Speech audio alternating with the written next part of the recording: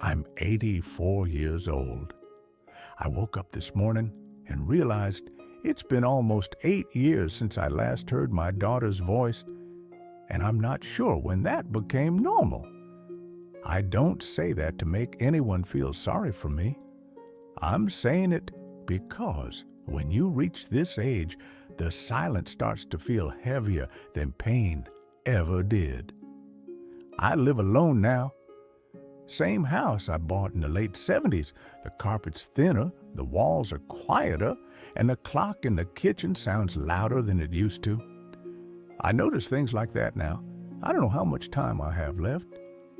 I don't think anyone ever truly knows, but I can feel the edges closing in.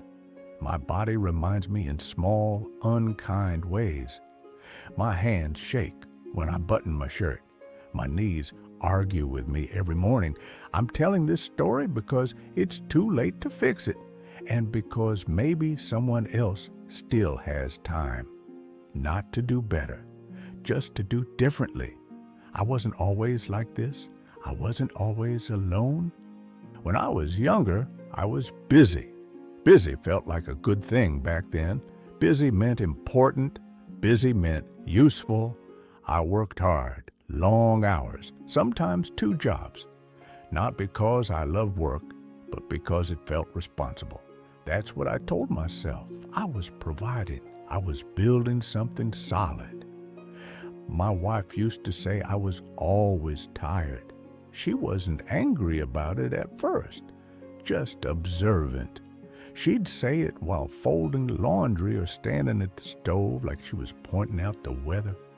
I'd nod and say, just a long week. Every week was a long week. We had 2 kids, a boy and a girl. They were good kids. Loud, curious, always asking questions I didn't have patience for by the end of the day. I loved them. I want that to be clear. I loved them in the way I knew how at the time.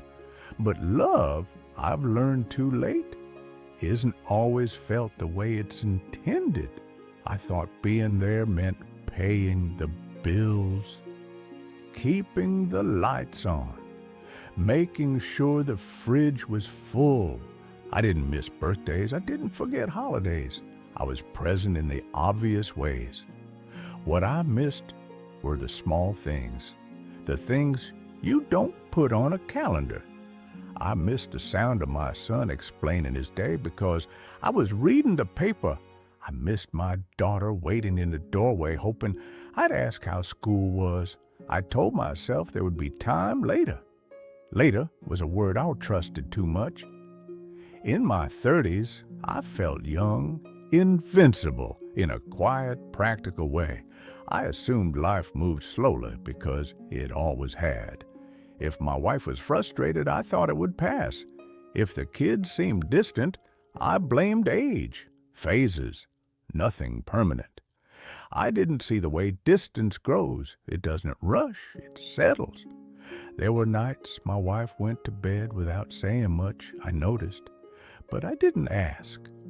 I figured if it mattered, she'd say something. She did say something, just not loudly. She'd mentioned that the kids missed me, that I was always somewhere else, even when I was home. I heard the words. I didn't let them land. I told myself I was doing the right thing, that someday they'd understand. That day never came.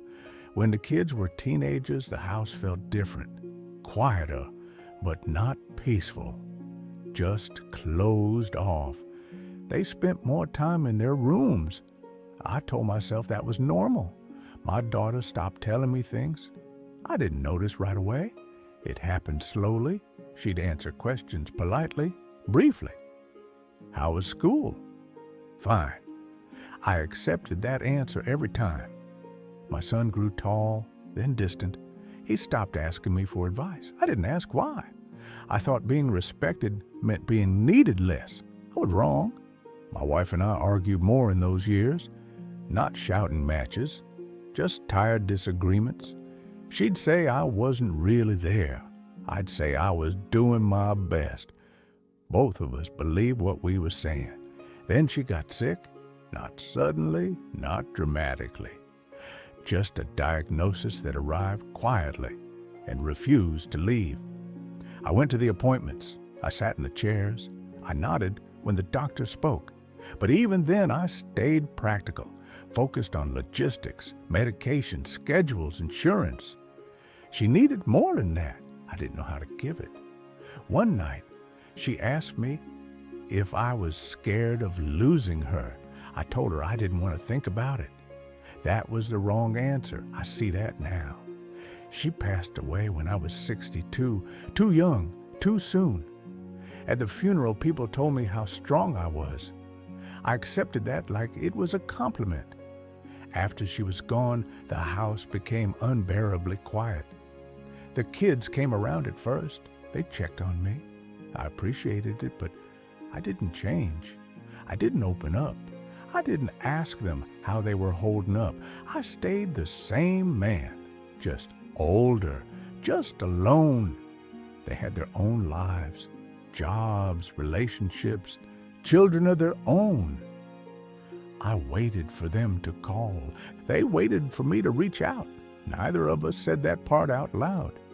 Years passed like that, slowly, quickly. It's hard to explain how time works when you're older. One Christmas, my daughter didn't come. She sent a gift instead.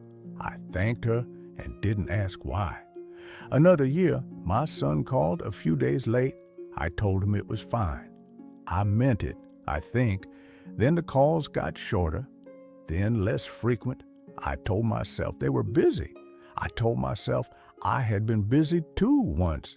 What I didn't tell myself was that I had trained them not to need me, not to lean on me, not to expect much from me. I was reliable, but I wasn't reachable. There's a difference.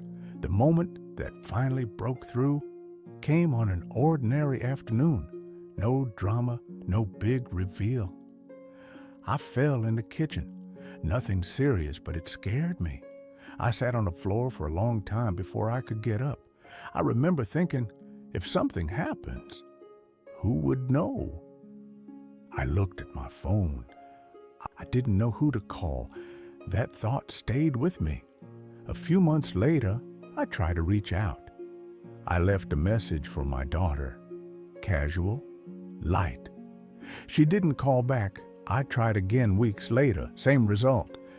I could feel something had hardened, not anger, just distance that had settled into place. I don't blame them. That's the hardest truth to accept.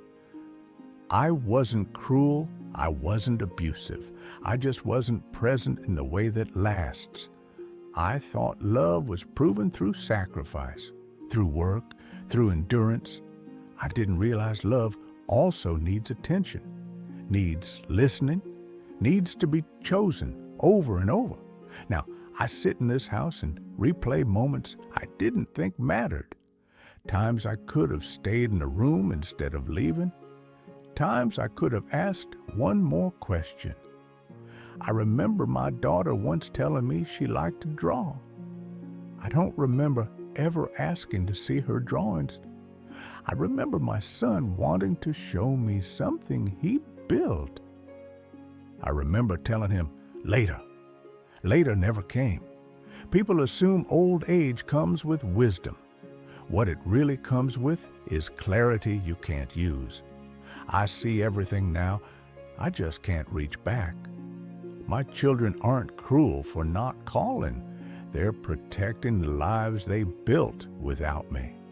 If you're listening to this and you still hear voices in your house, if someone still looks at you like they're waiting for your attention, don't assume that will always be there. Don't assume silence means understanding. Sometimes silence is just someone giving up. I don't want apologies. I don't need forgiveness. I just want the truth to be said out loud, at least once. I loved my children. I just didn't show it in the ways they needed. Now, I live with that, quietly, every day. If this meant something to you, hold on to it. That's all. I'll be here listening to the clock for as long as I'm given.